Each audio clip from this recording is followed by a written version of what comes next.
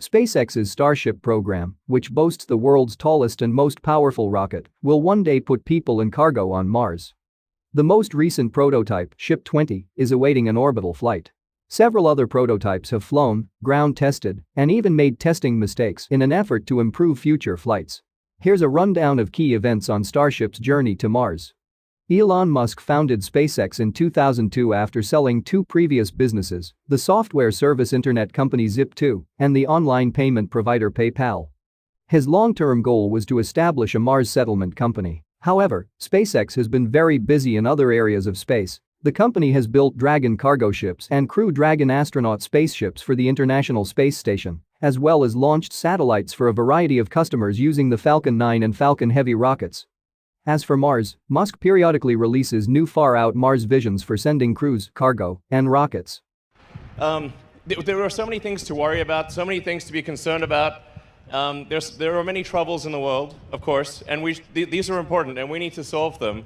But we also need things that make us excited to be alive, that make us glad to wake up in the morning and be fired up about the future and think, yeah, the future is going to be great. You know, and this space exploration is one of those things. And becoming a spacefaring civilization, being out there among the stars, this is one of the things that I know makes me glad to be alive. I think it makes many people glad to be alive. It's one of the best things. And there's really, we're faced with a choice. Which future do you want? Do you want the future where we become a spacefaring civilization and are in many worlds and are out there among the stars, or one where we are forever confined to Earth? And I say it is the first. And I hope you agree with me. Musk rebranded his Mars colonizing space flight system as Starship in 2018. Technically two parts, Starship is the spaceship and Super Heavy is the rocket booster needed to escape Earth's deep gravity well, Musk said in a 2018 tweet. Musk originally intended to build Starship out of carbon fiber, but in January 2019, he announced that the craft would be made of stainless steel instead. While stainless steel is heavier than carbon fiber, which increases the amount of fuel required for launch and thus the cost, Musk claims that stainless steel has better thermal properties for space flight and thus reduces the cost in the long run. Musk later stated that changing the design was the best decision he ever made for the project. Oh, it's steel. Does that mean it's heavy? No, actually, it's the lightest construction. Steel is the best thing, I think the best thing about, best design decision on this whole thing is a 301 stainless steel. Because at cryogenic temperatures, a 301 stainless actually has about the same effective strength as an advanced composite or aluminum lithium. Unlike most steels, which get brittle at low temperature, 301 stainless gets much stronger. And if it's in the extra hot condition, meaning it's cold rolled to extra hot condition, it also gets way stronger. So its strength to weight ratio at cryogenic temperatures is equivalent or even perhaps slightly better than advanced composites or aluminum lithium.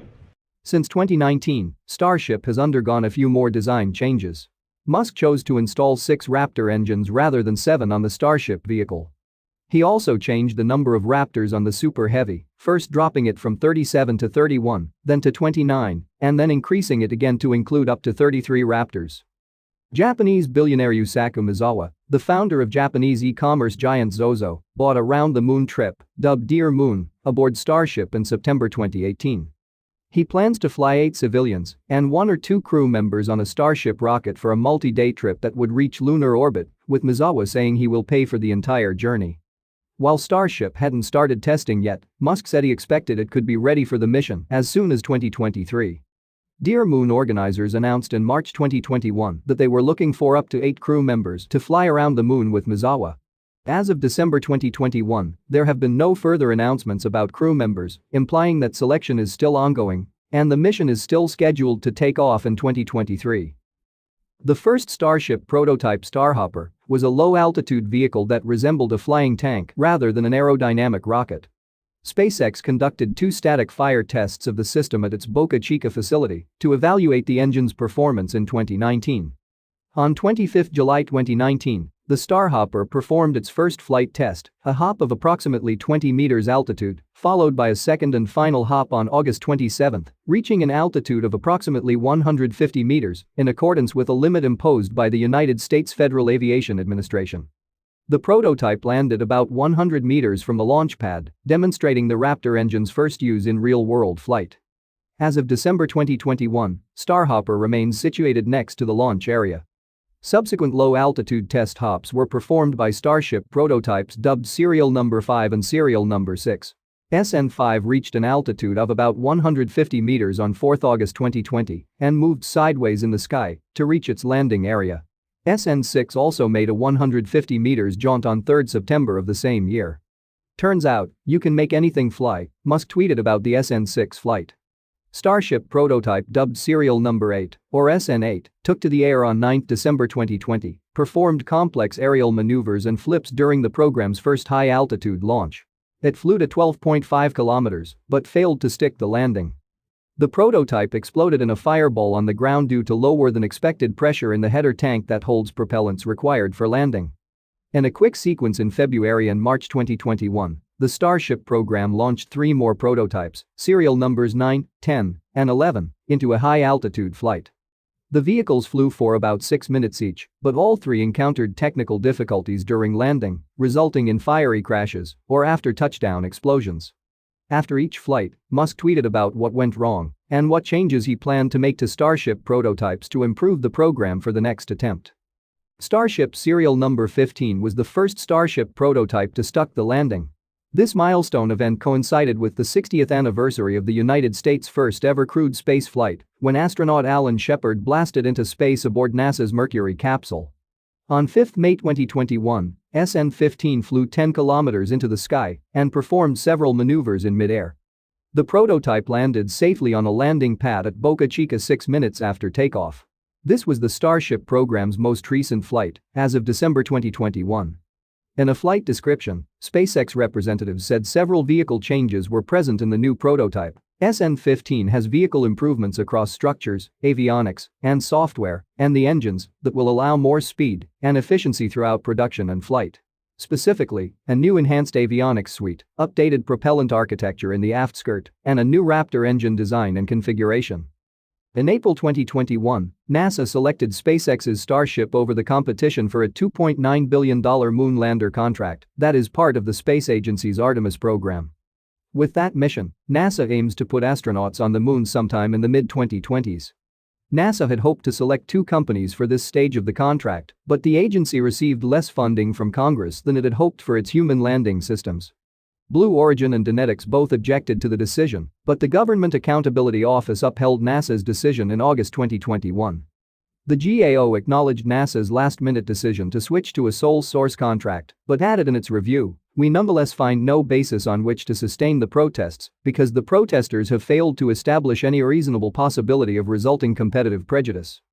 SpaceX's first orbital-class Starship prototype, Starship 20, stood atop a Super Heavy rocket booster for the first time on 6 August 2021, marking the tallest rocket ever built.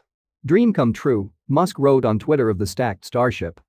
The stacking test at SpaceX's Boca Chica factory, now known as Starbase, included mating the 2 vehicles for an hour, with the joint Starship system standing 120 meters.